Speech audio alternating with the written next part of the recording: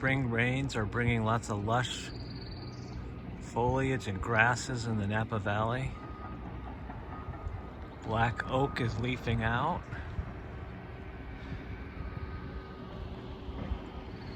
This area has been particularly hard hit by wildfires.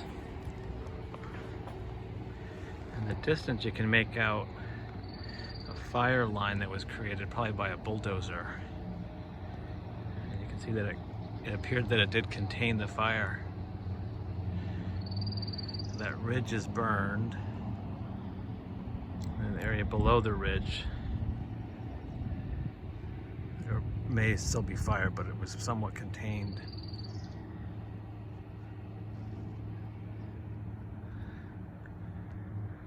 This is the St. Helena region in Napa Valley, toward the north end of the valley. Very pretty.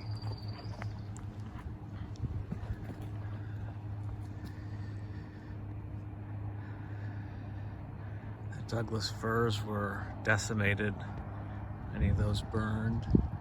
The black oak is incredibly resilient, thick bark, so some of those are hanging on.